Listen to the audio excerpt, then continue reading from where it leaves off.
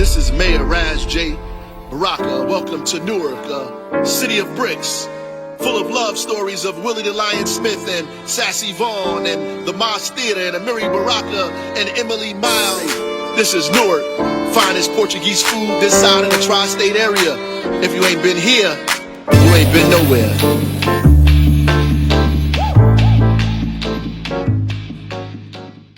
Yo, what's good, everybody? As you can see, it's your boy 8th Degree here, and we checking in with something that we bringing new to everybody, man. This our first episode from Brick City with Love. Y'all can see, man, right here to my right. Okay. I'm here with the legendary, you know what I mean, the living legend. Right? Some might have called him at one point in time the mayor of Newark. All right, I'm saying here with my brother Akbar Pray, man. We ain't getting ready to do that. Oh yeah, we're gonna do that, man. That man outweighed me by about 50 pounds, man. I ain't trying to. And to the left over here, man. You know, we have the current, you know what I mean, the current undisputed champ, man. You know what I'm saying? There we go. That's right, man. We got our current mayor, man, Raz J. Baraka, man. Yeah. How y'all feeling today, man? Good, man. Good. Brook City with love. Yeah. From Brick City with Love, man. We bringing that new flavor to him, man. Yeah, ditto. For sure. Yeah, and let's start off with how was y'all weekend, man? I'm gonna let the mayor spot first. Okay, let's start with the mayor. Yeah, well, I mean, my weekends are always taken up by all kinds of activities. You know, I think we was doing this cleanup, you know. That's right, up there in the West We were Ward. up in the West Ward cleaning up. We do it every spring. Right, like people right. think, oh, this is happening because That's right. the That's election season, time. but we do it every spring. You know, it's just heightened now. People are looking at it and paying attention to it more. There's a lot of stuff going on That's right. in people's lives that we ignore every day. Right. Until somebody brings it to our attention, we think is new, but it's been happening That's right. for a long time. Like that old cough you had for a while. You know, it was COVID. You went to the doctor. That's right. until you got diagnosed for it, right? Yeah. And what about you? How was your weekend? My in similar fashion, my weekend is always week is always eventful. That's right. You know, I said when I came out that I was gonna hit the ground running. Mm-hmm. So I haven't let up. You know, That's right. from the time that I was at the Penn Station, Right. and I said I was going to come out, and I hope to be a benefit to our city. Mm-hmm. I've been working in conjunction with the city, and to the degree that's possible, whenever it's possible, in conjunction with the mayor. That's right. So that keeps me busy because I'm out there trying to change the narrative. That's right. You know, they got one narrative out there, and I spend a lot of time attacking the narrative, but sometimes it's in the city. Right. But in the last case, I think me and my publicist, we were up in Hartford, Connecticut. Okay. And I got a chance to speak to it in front of a crowd that was sort of unfamiliar, but somewhat familiar. If you're following politics in the country, Right. you're familiar with probably right now the most progressive mayor in the country. That's You right. know? Yeah, That's no, right. no. I mean, ain't no A in that neither. That's right. The most progressive mayor, Right. and probably the I would say the poster child Mm-hmm. for stopping violence. You know, the Office of Violence Prevention Right. is being replicated around the country. That's right. So whenever I get an opportunity, if I'm on a platform, Right. I'm gonna speak to. I'm from Newark, Brick That's City, right. born That's and bred. You know, That's so I'm gonna right. speak to Born that and and bred. what's being accomplished in the city That's right. under the stewardship Right. of Roz. And I don't say that because he's here, That's because right. I say that when I'm by myself. I say that on any platform. Right. I'm gonna tell that truth. That's you know? right. So that's how it's been. That's right. And that's the truth of it, man. And let's tap into a little bit of that, right? Because I think a lot of times people see where we at now, but they try to negate the fact of how we got here, right? And a lot of times people think it's a given. Yeah. I mean, you don't blame younger people because like younger folks are supposed to be dissatisfied. That's like your natural emotion to be dissatisfied. You know, dissatisfaction causes change. Hell, I was dissatisfied in 1994 when I ran for mayor. You know, dissatisfaction causes change, but there's a way to go about it. You know, it's the elders and the folks that have been around that try to reorganize the story or reinvent what was going on. Right. To change the narrative when really, if they told the truth, then people can see where we started at, where we begun, and where we are now. Right. It's two completely different places. Like, I mean, I told a dude the other day, like, you can't name a black developer that built a 10-story or more building in this city until I became the mayor. I mean, back in the day, you had Reuben Johnson when I was coming up, who was a developer, and he owned these restaurants and stores and stuff. And he was supposed to do that ShopRite Center. Okay. But they took that from him and gave it over. Yeah, the ShopRite Center, everybody on Springfield Avenue, Right. and gave it to Turner Development. Like, you know, and now you got people coming to the meetings, fussing and going crazy about us trying to help black people, right? Trying to help Latinos in the city get wealth, land, power. It's crazy to me. It's like backwards. But you know, I started at 24 with very little. Right. You know, $10,000 we raised, fish fries. Right. You know, poetry readings out of my daddy basement. Right. You know, that's what we did. You know, and we did it until we made some motion. Right. Like, I love the people enough to give them the reason to vote for me. That's like to talk to them, and you know, not bash or badmouth Sharp James. Right. That wasn't my gig. My gig was, this is what we should be doing. Right. Right. And I can remember as a youth, outside running around playing, and then when it was, I remember the cars coming through, Raz Baraka for mayor. You know what I'm saying? Like it was like the sound of the ice cream truck. Like those were the two sounds in the South Ward that you heard. Like being a youth at that time inside the city. And I think that's where a lot of my peers know you from at that time. You know what I mean? Especially in the South Ward, being a kid, right? Because as long as we can remember as kids, like you was one of those figures, right? Right. And you talked about your pops briefly, right? Like doing things and doing the fish fries and things of that nature, right? But I want to ask Ak, right? Because I was there. You was there, and I right? remember his father. That's right. Yeah. And just for some Newark context, right? Some history. 67 rebellion, right? Because we call it a rebellion. The world call it the 67 riot. Yeah. I remember. But here in Brick City, we call it the 67 rebellion. That's what it was. That's right. Now, could you could tell me a little bit about that? I want to speak to that, but I'm going to touch on that. Yeah, but I want to really speak to. I want to speak to the fact that when you hear people complaining about where the city is, and I listen to it sometimes on Instagram, right? And I'm like completely thrown off about it because I was born in Newark. Right. On Somerset Street, we were so poor. I thought the people in the projects was rich. That's what we was. I'm serious. I thought they wouldn't let us come up there from Somerset Street. Right. You know, with our little bad asses, and peasy heads and the whole nine. You know? And so I said that if I had been born in the Newark as it existed today, I would have never sold drugs because I wouldn't have been in the ghetto. That's right. But I was trying to get out of the ghetto. Right. But where I live on Somerset Street is fully developed. If you put those houses in Short Hills, they cost $600,000 or $700,000. But now they're rent subsidized. Right. A lot of them, Yeah. So it was a completely different world, and people don't appreciate it. Right. When I was like in the 71s, when I was at the height of my infamy, it was like 126 murders in the city. Right. It's like 1/4 of that now. That's right. These wasn't no drive-bys. Guys thought that they were contract killers. Right.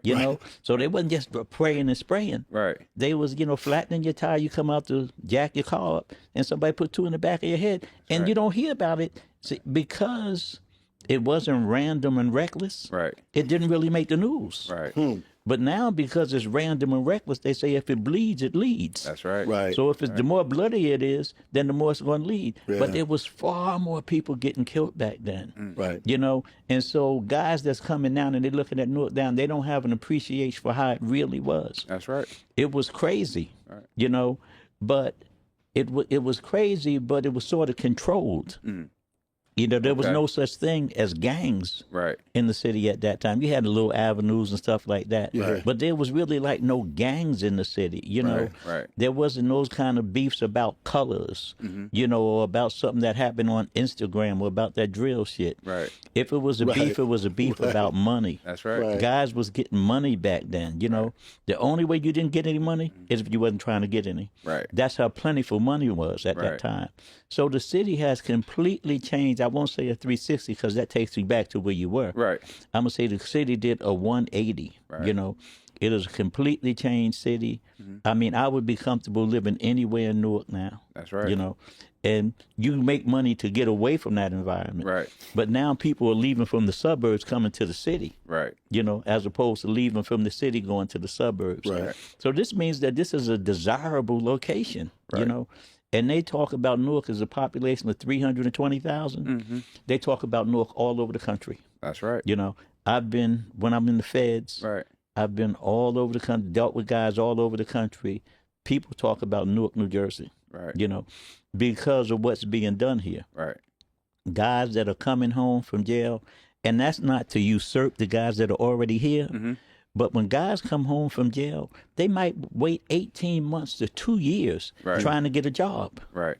They're coming out of the jails now and being able to get jobs and get employed, you know. Sure. So they don't have a reason to recidivate. So when I hear them complaining, I say we are more limited, or they are more limited by how they define themselves than how society defines them. That's right. See, as long as you think you're a thug nigga, then that's the category you're going to fit in. Right. Because you define yourself. Society didn't do that to you. That's right. You're doing that to yourself. Right. Once a month, I go to Central High School where he conducts whatever new corporation that's come in here. Right. He's talking about job opportunities, entrepreneurial opportunities Right. for those guys to get in on the ground floor. Right. You know, you got 5 or 6 single-family homes. Right. You got to put up $100 and then making arrangements for you to get the mortgage. So, nigga, if you ain't doing nothing, that's on you. That's right. Don't put that at his doorstep. That's right. You know. He opened up the door. No, you got an opportunity to do something about it. The joint should be crowded when you come in there, Right. That's right. and it's a handful of people in there, man. Every time, it should be they should be hanging from the rafters. That's right. Because this is your opportunity. You say everybody wants to go to heaven, but don't nobody want to die. They don't want to work. That's right. You know, they want something handed to them. Right. And they're not qualified to do anything. You ask them to see their resume. Guess what they got on their resume? What they got on What, boss. it? That's the buzzword, right? Everybody boss, everybody entrepreneur. He boss, man. Yeah. Man, I don't want to do that shit, man. I'm a boss. Right. You know? Right. That's beneath So me. that's what's holding them back. But they got to find a place. Otherwise, they're forced to look at themselves. That's right. They got to find a place to lay that blame at as to why they're not functioning, why they're not coming up. Right. So they got to give it to an available target. Right. They're giving it to Mitty and Ross. That's right. You know what I'm saying? That's So I have like very little empathy for them guys, and I'm one of them. Right. But I have very little empathy for them. Right. You know, because I know you can do better if you apply yourself. That's right. And they're not applying themselves. Right. You know? And I think yeah. So what was it? So on your end, right? Because he's talking about the mayor's men's meetings, right? Like, Yeah. tell us about that. Like, where that even started from, or Yeah, I mean, we know. Look, I came here. There was about 4 developers in the city, okay, all white, right, getting money, right, buying property. They was giving people 200 lots at a time. Damn. At $4 a square foot. This is what's happening. right, Right, and people know about this. Right. Like, it's not secret. It's you know not. what I mean? Right. Some of the young people might not know, but Right. the folks they listening to, they know. That's right. They was at those meetings. They was Right. around. They know they was getting all of everything. Right. So really crippled us. right, Right, and they built those Bayonne boxes. Y'all know y'all seen all that stuff around Rosa Agency, Right, Agency, right. everywhere. Then they built those same kind of houses, those box. They call them Bayonne boxes. They got it for like $40,000-$50,000 Right. and sold it for $600,000. Right, and so they made a ton of money. Right. but none of them was us. that's right, So we try to democratize that, make sure that don't happen again, and that some of the people that's a part of, because when you say there's a wealth gap, part of that is land. You don't own nothing. You don't got your own house. You don't got your right. own business. You don't got nothing. You can't pass nothing down to your kid because you can't pass your salary down. That's right. So at the end of the day, we wanted to create a venue so people could be able to acquire property, acquire land, get business contracts, expand their business, get training, and any and everybody who showed up can get it. Right. right, 95% of those people that come to the meetings I never even met before we started those meetings. Right? People say, oh, that's your cousin, Right. that's your uncle, Right. that's your friend Right. from, your grandmother's brother from down south. I mean, just any excuse. right, Like I heard at the council, because we have women's meetings too. At one of the meetings that the Kawaii Towers that is getting so much like, it's like confusing to me. Kawaii Towers was My father tried to build that in the North Ward. Okay. I remember that. And affordable housing, and they stopped it. That's when the North Ward was different. Anthony Imperial was there. They pulled out guns on them. They did everything possible not to get them to build that, right?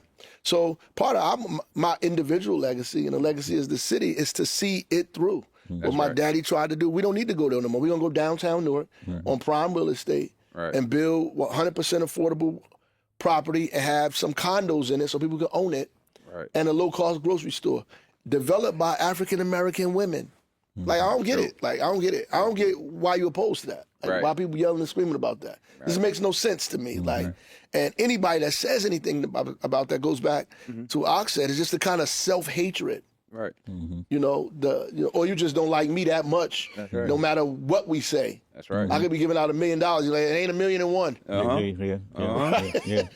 Or they gonna complain about who it goes to. Oh, he gave it to that person, right? Yeah. And they went through a whole process of RFP, and them ladies won. Why belittle their brilliance, their intelligence, their ability to do this stuff by saying we had to do something for them? That's what the folks, that's what they write about, because that's what they believe, that's what they want to hear, the larger news agencies and folks. Oh yeah, there's no way these ladies could have had the intelligence to come up with a plan to do this project. That's right. It's ridiculous. That's the disrespect right there. Yeah, total disrespect. Unfortunately, that's the continuation on a subtle level of white supremacy. That's right. Yeah, that's what it really is. That's They don't identify. We don't identify it because we don't understand it, because it's not blatant. Right. You know what I'm saying? Right. It's either systemic or it's so insidious that it slides past us. But when you do all of that, what you're really doing is upholding white supremacy. That's right. You will never admit to that. That's right. But when we attack one another, what we're really doing is enhancing white supremacy. That's right. Because we're saying that if a nigga, if a nigga N-words got it, you understand, then he couldn't have deserved it. That's right.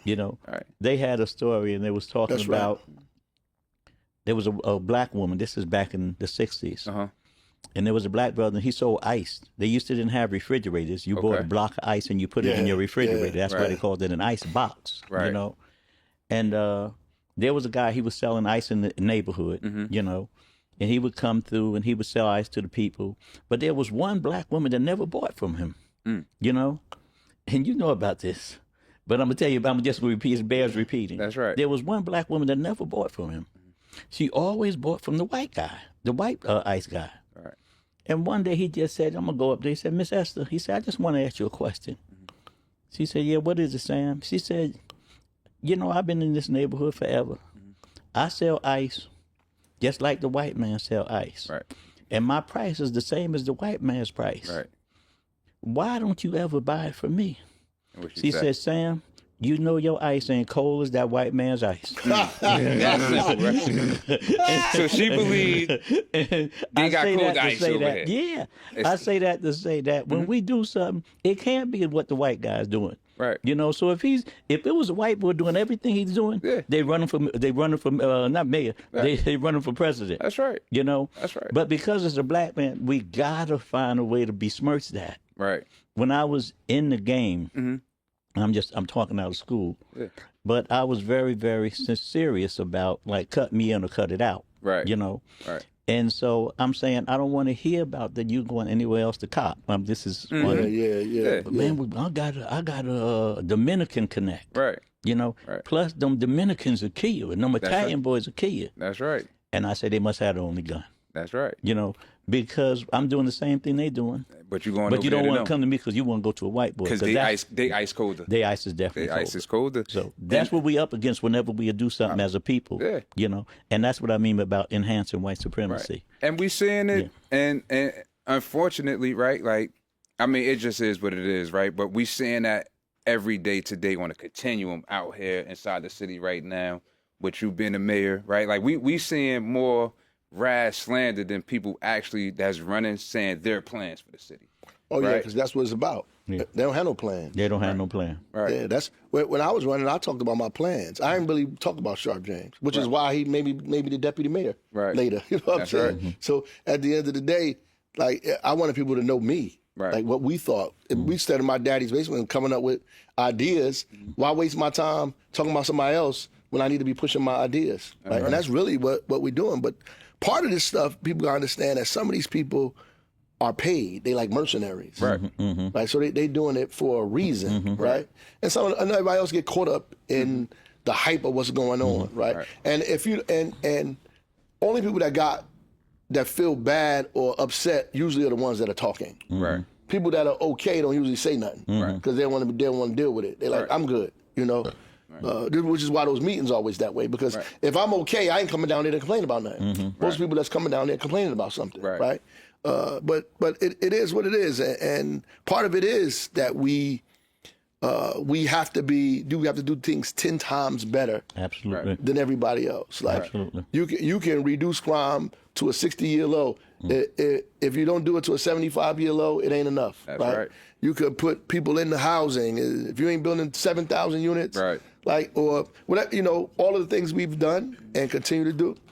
Right. At the end of the day, we do it against a system that is pushing in the other direction. Right. You know what I mean? Trying to stop us from doing the things designed that we're for doing. you to fail. Right. That's right. So we doing these things in the middle of battle. Right. You folks don't hear, you don't even see that part. Like you're doing this stuff in the middle of battle. Right. You flying a plane and building it at the same time, so to speak, right? And I think that like to your point too, right? I think like the most disheartening part about all of this is the confusion that it causes amongst the people who really don't know. Only thing they see is a show being performed, right? And what it's doing is dividing the people. Not to cut you off, but you know what's happening here. I mean, it's happening individually here, but this is taking place just about everywhere we have black mayors. For sure. You know, they're attacking black mayors because it's not just here. Newark led the charge. Right. But the crime rate is down in every major urban city across the country. That's right. And they all following the same format. Absolutely. Everybody. But the format was set here. I know. 13 years ago. That's a fact. You know, the format was set Office of Violence Prevention and Trauma Recovery. That's right. Because I've watched it, you know. I mean, I'm a reader, you know, and I was following it in jail. Right. You know. And guys was talking about it in jail, you know, and talking about Newark in jail. Right. And I called in, I don't know if you were there, I called in to One Hood from inside of the joint. Right. And they put me on and they said, we're going to pop Akbar Pray call in. And, oh, man, y'all ain't going to be able to get him on the phone or whatever, you know. But anyhow, I called and I talked with Tisha and I talked with Sharif, you know. And I was telling them, I said, man, y'all don't realize what you're doing because y'all out there. Right. But what y'all doing has a major impact because y'all are Bloods and Crips. Right. And Ross has set it up in such a fashion that y'all not beefing about colors no more. That's right. That shit is like antiquated in Newark. Nobody beefs about colors. Right. But you go places where they are still crashing and banging about what color you got on. Right. That's the norm. Right. Newark is an anomaly. That's right. You know, but people don't realize it because you live here. Right. You know, but you got areas where you can't go into if you got on red or if you got on blue. Yeah. Right. That's the norm, you know. And the other side of that coin as well too, right? To what you're speaking of, I've also had the pleasure, right, of pretty much being like one of the first ones to actually like come through the system, right? Because I started off in this journey at 16 years old, right? I was once one of the kids inside the auditorium when we had to have guys come in and you know talk to us and put things aside perspective for us, right? But we didn't understand what we was doing at the time as the youth. And that's when, at the time, you know, the world pretty much referred to it as, you know, Raz was doing gang meetings, right? But what you was doing was conflict resolution, right? You was helping us mediate our issues with inside the school. But it didn't really dawn on me until I had to go through my trials and tribulations. And I'm saying that to say, coming inside the work and then actually being a part of NCST, right, and then traveling outside of the city of Newark, and then understanding the role that you played as a mayor with making sure that this work was being professionalized and funded, right? Because that's the part that people don't talk about as much either, because this work is we flying a plane and building it at the same time, and then we have a presidency administration who don't believe in what we doing, right? He don't want to see what we doing in existence. Right. He believes police should police communities and not our community, not Everything with them tighten the screws. that's right. Our ice ain't cold enough to police ourselves. So we have to have law enforcement agencies and this, that, and the third.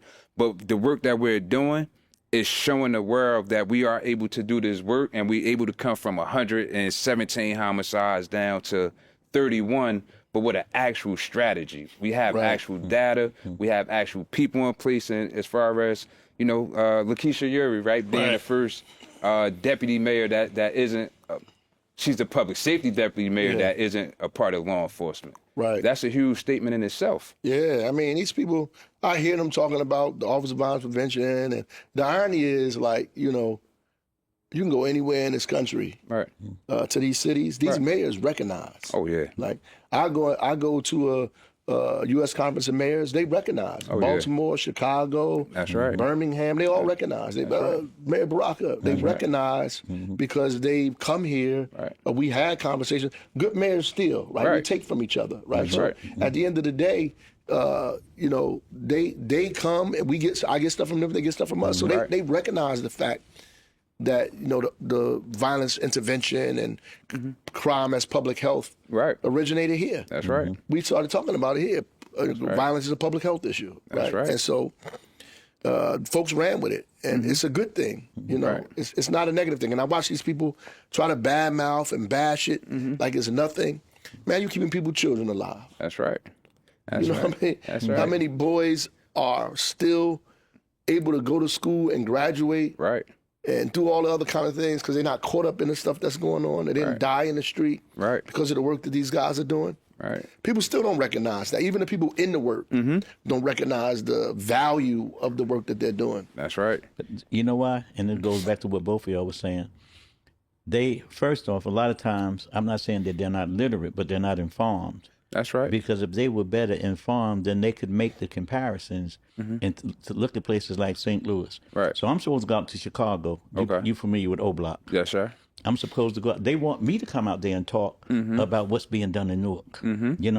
But O Block is, that area that they're from is violent as shit. That's right. And I know a lot of them guys, the GDs and shit, they call me Big Homie, That's right. But they want me to come out there and talk with them. I'm supposed to be out there as soon as Ramadan was over, I was supposed to come out. Right. But basically what they want me to talk about is what's being done in Newark. That's right. That's right. And Chicago at that time was leading the nation in violence. So they wasn't trying to go to any other city. Right. They wasn't asking about nothing else. Right. But for me to come to Newark. Right. For me to bring Newark to Chicago. Right. And definitely, and shout out to them as well too. Good men. The brothers with the Unity Movement and Sadiq with the Sadiq Muslim Ali, University. So right. I had them come to Newark. That's right. They met me at Chit Chat. I had all of the little guys from out there, and I brought the guys up from Newark. That's the shot callers and the little OGs. Right. And we met at Chit Chat, and all of us sat down and we talked. That's how they came here. That's right. But they came here for that purpose. I had Boot and all of them guys up in there, and we sat down with the guys that was from Chicago.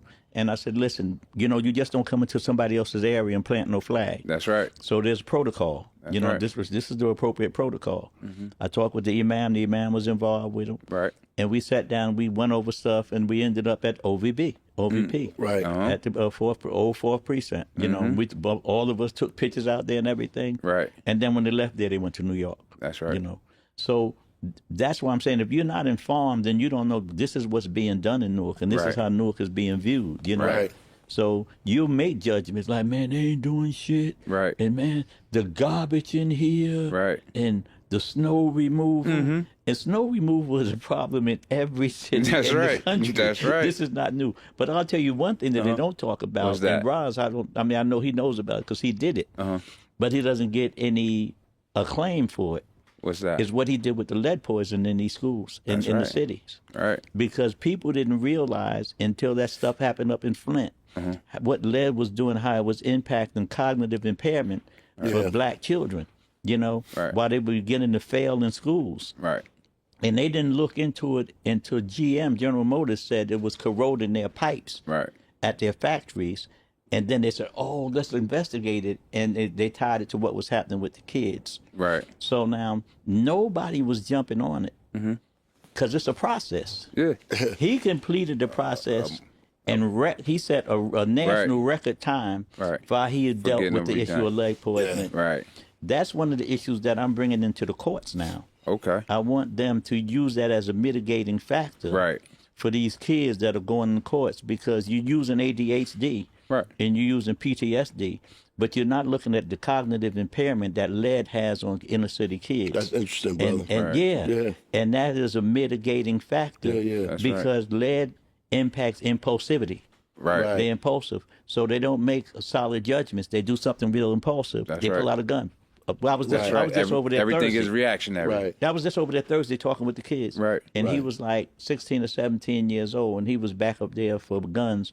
And I said, what happened? He said, man, I was walking down the street, and I seen a car come by with their windows blacked out and they screeched. He said, and I just whipped out. Right. You know, that's impulsivity. Right. You know?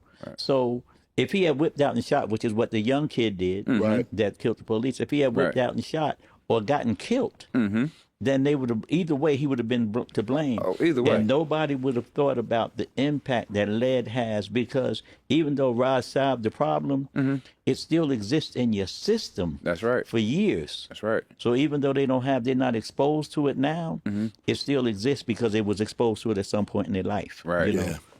I'm glad you mentioned DPW, man. I want to say something about that too. But you know, the lead service, before you get that, the lead service line thing. Not only did we change 22,000 lead service lines, we made people some money.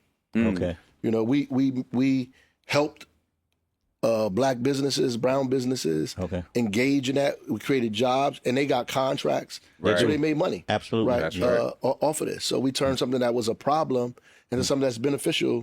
You know, and fixed our own issue. Right. But you know, when I came here, they were privatizing DPW. Like people don't know this. Southward was already privatized. They done gave all of the equipment away. You know, sold and gave it away. We had 10 plows in the city, 10 garbage trucks, 10 plows, period, for the entire city. Gave away the street sweepers. Street sweepers was privatized.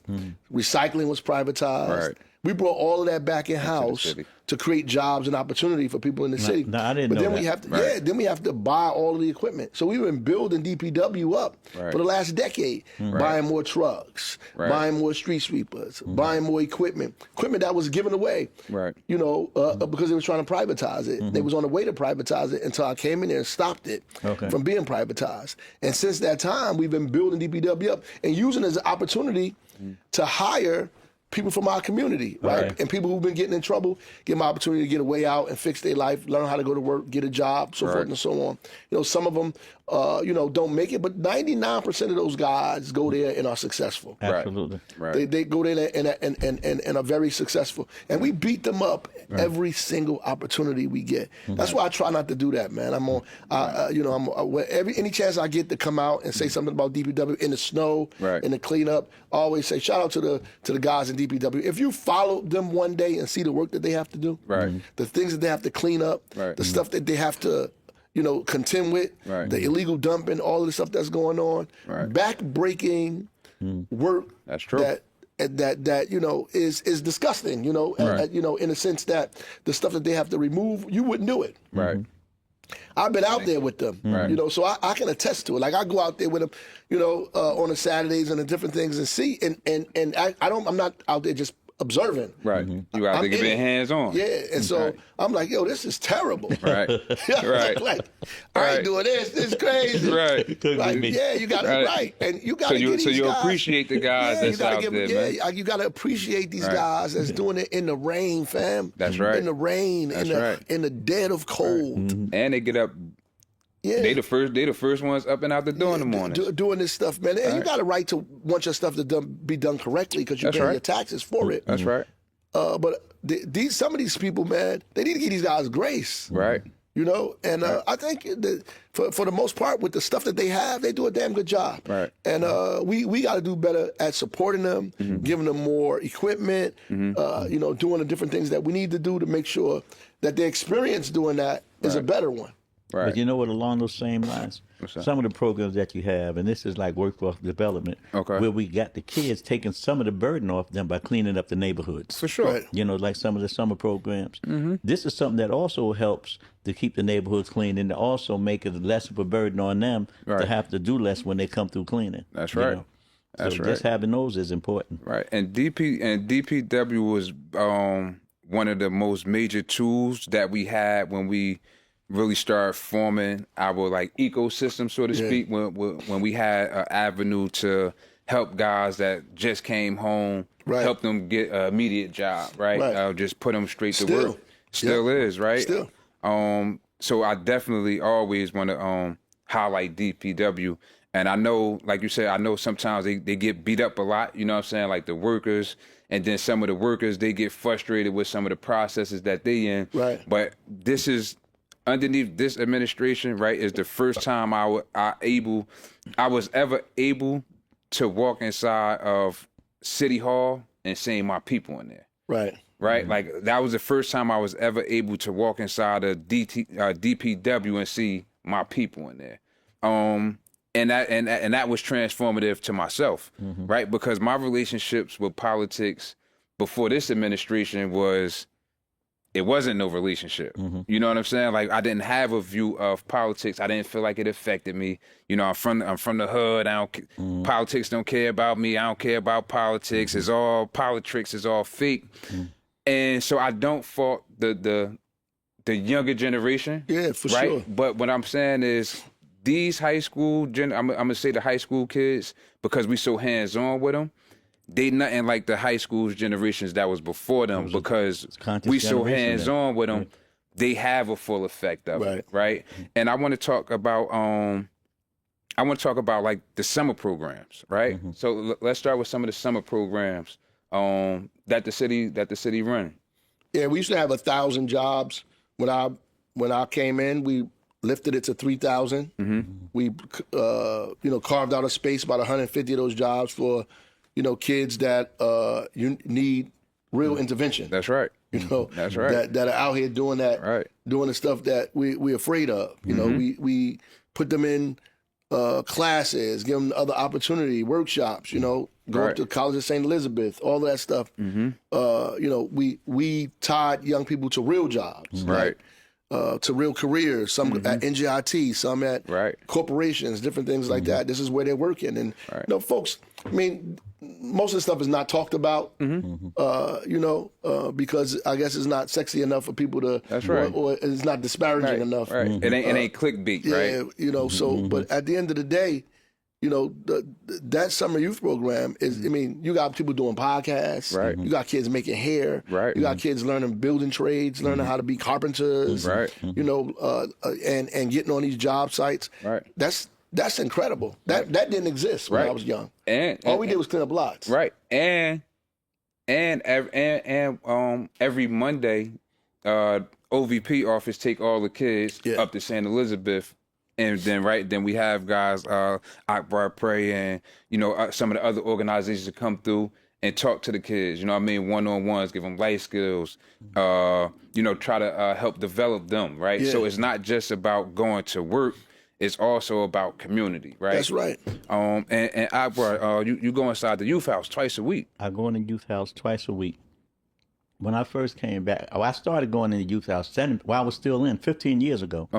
I started sending guys in the youth house to talk with the kids. I was sending in Sadiq Banks, the prolific urban writer. I was sending in him. I was sending my cousin Jeff Billingsley. I was sending in Al Tariq White, not White, Al Tariq Witcher. Yeah, I was sending him in, and I have some other people that I was sending in. Right. And my thing was like, you have to get at them. You have to attack this problem at the root. Root. When I first finally did come out, because we was able to run that for a while, and then they changed administrations and we had some problems. I did a tape called Akbar Pray Speaks to Urban America. Okay. And they used to get that tape out in the joints. As a matter of fact, Donald Saladin, he would use that as an instruction in Hanif. And it would be me talking to the kids about the perils. Gotcha. I posed a thing. And I'm just going to digress for 1 minute. because one of the things that's like sort of crippling the inner city What's that? is like, I ain't no snitch, That's right. you know? And I said, let's address this a little differently. I said, first off, I don't think you know what a snitch is. Right. Because 90% of them don't. A snitch is a party to the crime. Right. A snitch is not an innocent observer. Right.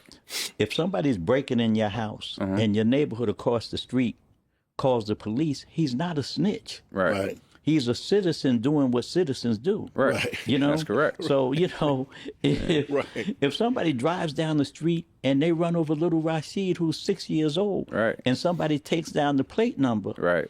because now Rashid is crippled for life from the neck down, Right. that person is not a snitch. Right. He's a citizen. As a matter of Right. fact, he's a responsible citizen that Right. should be applauded, Right. you know, and not disparaged. Right. Neither is the kid that's 7 or 8 years old whose priest has sodomized him and took his innocence. When the kid identifies the priest, the kid is not a snitch. Right. Right. So where did y'all get this shit from? Right. You turning it upside down on its head and making that relevant to everything. So you've misconstrued it. Right. you For know? sure. So I use the idea. I use a hypothetical. Okay. I says, you at the Apollo Theater. It's full with all of the black entertainers in the world. Everybody's in there. Yeah. You're standing at the door. You see a guy with a vest on, loaded with dynamite. Right. He's going in there. He's getting ready to blow that shit through the roof. That's right. You see a black and white by the curve. What do? Right. Oh, man, I ain't no snitch. So, Yeah. So now they get ready to kill the entire black leadership and the entire black entertainment Right. industry because you have misconstrued what a snitch was. Now, if you Right. and him was together and y'all went in there Right, now that's something and you different. ran out Right. and they bust you and they didn't bust him and you told you a snitch. that's right. Right. Come on, they got us. Yeah. Yeah. They got it. Yeah. But I'll give you another illustration. I says, you're at the airport. Uh-huh. Now, this one, all of them got. Right. I says, and you're putting mom on the plane, Right. you know? And mom gets on the plane, but right before she gets on, a terrorist runs on. Don't nobody see him but you. Right. There's TSA right there. Right. You gonna What tell you them? gonna say? Mom fucked up. Excuse my Right. profanity. Right. You know That's what I'm saying? right. Yeah, mom in trouble. No. Right. Because all of them said, no, man, that nigga going to jail. Right. That's right. You know what I'm saying? So you snitch. That's right. Right. So these are some of the kind of things that we have to address, these narratives. Right. We have to talk with these kids Yeah. because they don't know. Right. You know, so when I'm at the youth house, They can't because I know. posed that question at the youth house and they got it. Right. But they didn't get it initially. Right. But they got it after, you know, I gave them the hypothetical and showed this is how you got to look at this. Right. That he's not a snitch. Right. You Yeah. know? And so don't misconstrue what a snitch is. Right. I hate snitches. Right. You know what I'm saying? Right. One of them cost me 37 years of my life in That's jail. right. You know, that was my connect. He was far more culpable than me. Right. You know, but because he snitched on me, they got like 8 years. Right. You know, I got life with no parole plus 50. They was home 30 some years before I got out. Right. Wow. That's insane. That's insane by itself. Yeah, Wow. they was out 30 years before I got out. That was my plug. Right. Right. But they was a snitch. Right. So I don't have no feelings. I don't have no That's right. remorse for a snitch. You That's know? right.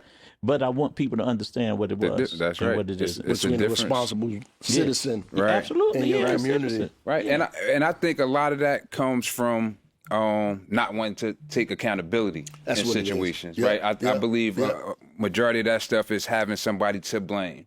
Right, rather than looking at yourself and saying, "Yo, I should have never been in this position," or "I should have never brought this person inside this situation and expected something of them." Mm-hmm. And I think that's where a lot of it comes from. And then on top of that, right, like we got to talk about the state of society right now in 2026. Right, everything's so social media forward. Everybody has an opinion, right? But it don't mean that everybody is valid. And that all opinions are equal. That's right. Everybody's entitled to their opinion. It's That's not right. entitled to facts. Just There not you go. entitled to the There you fact. go. And that's it right That's there, right. You're right? not entitled to the Yeah, facts, Right, brother. right. Yeah. You know, everybody is entitled. You know what I mean, Yeah. to run for mayor. You know what I mean, but Everybody. everybody don't qualify. Right. I mean, at the end of the day, like, you know, social media is a signpost. That's it's not right. an end. Right. People use social media as the end of the road of information, not Absolutely. as a place to find information that'll lead you to more information. Right. And so you think you don't have to do any more reading, any more studying, sure. any more follow-up after you see something on social media.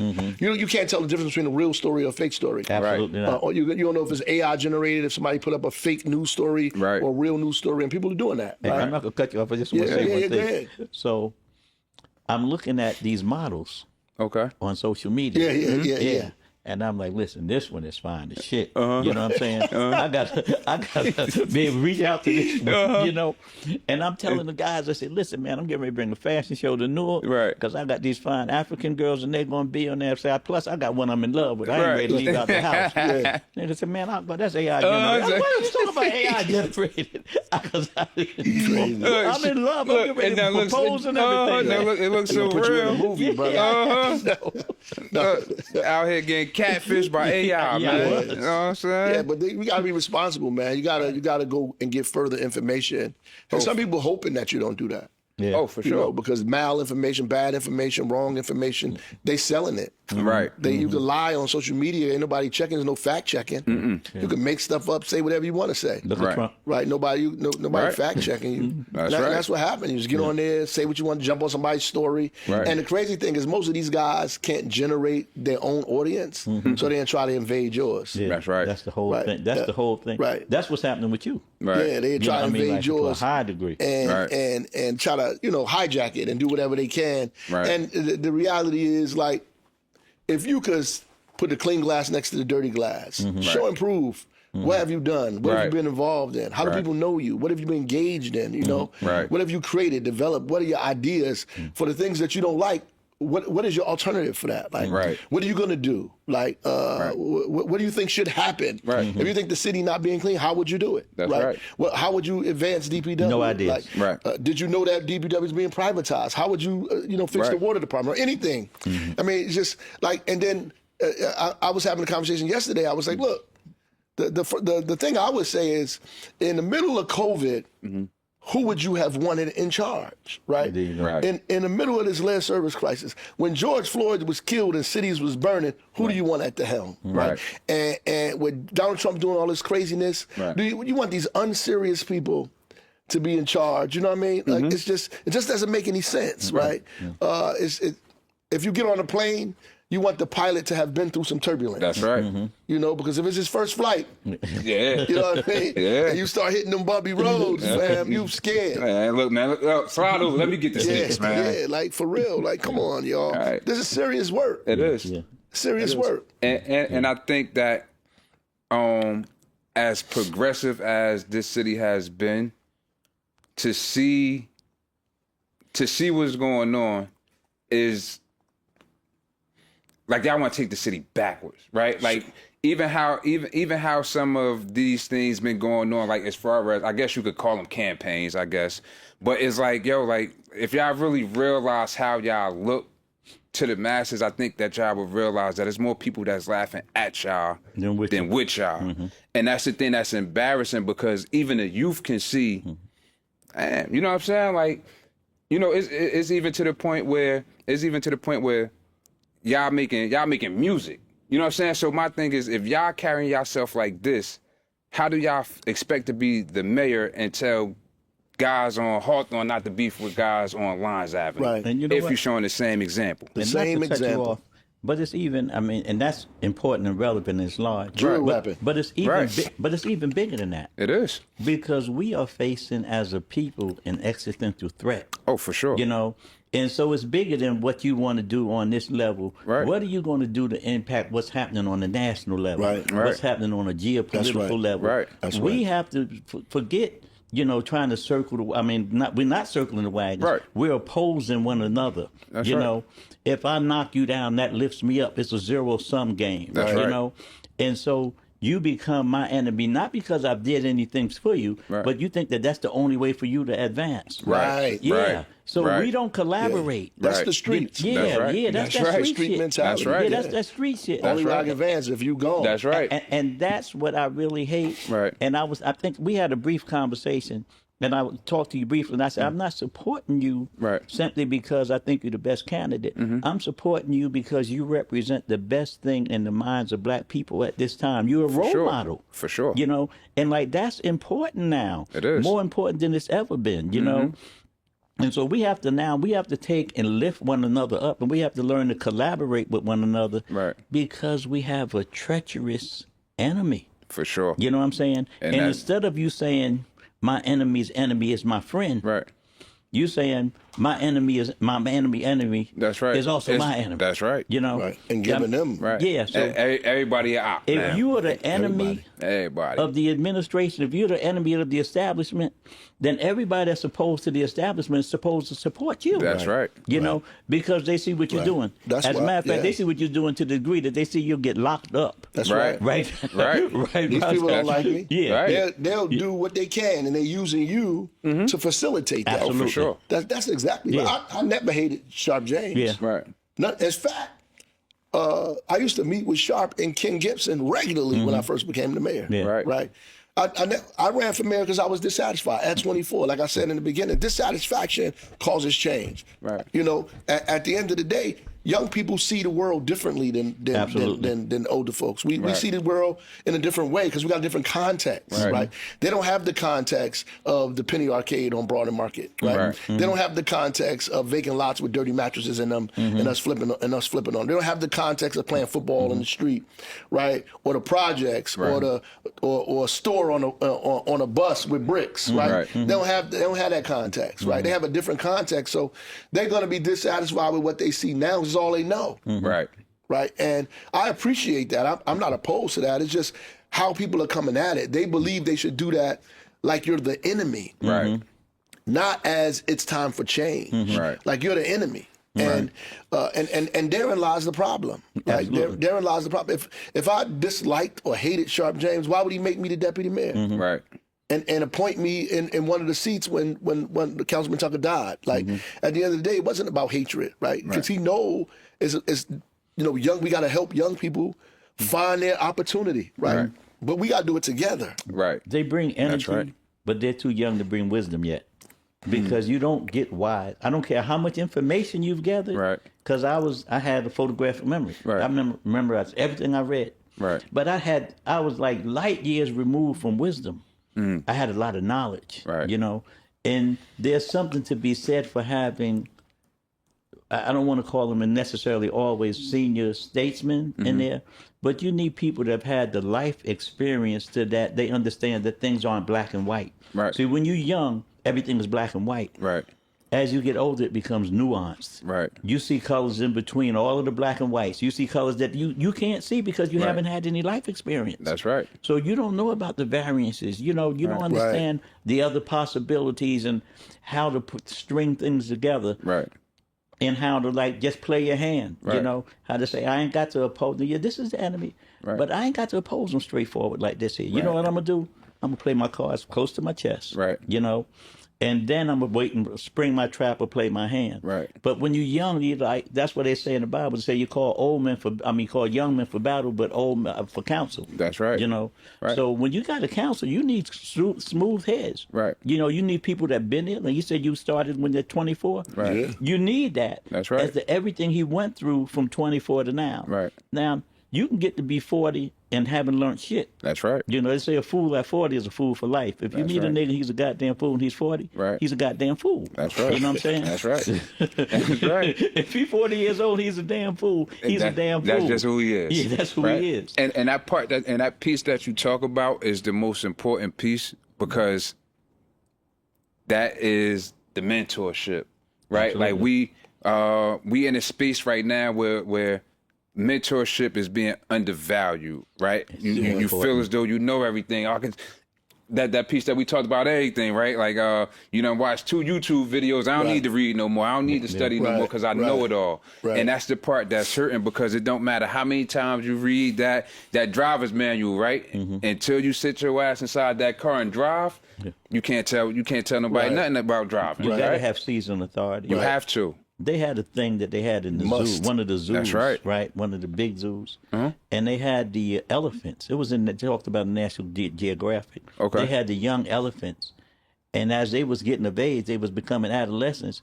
They was going at the rhinos. They was trying to do the rhinos. They trying to have intercourse with the rhinos, man, and killing them. Right. You know, and they didn't know what to do. And somebody said, man, bring a couple of the old bull elephants in. Right. And they brought in the old ones with them long tusks. Right. And all of that shit straightened right up. That's right. You know, so you gotta bring in the seasoned people that know it.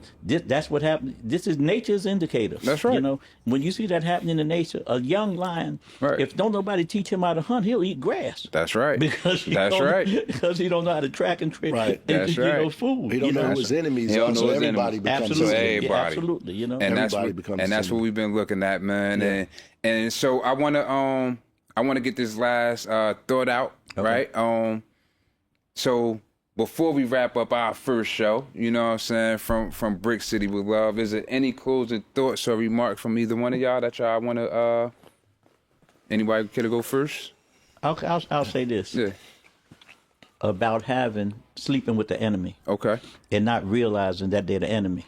You know, there's an African proverb. It says that the trees was heard to whisper. Right.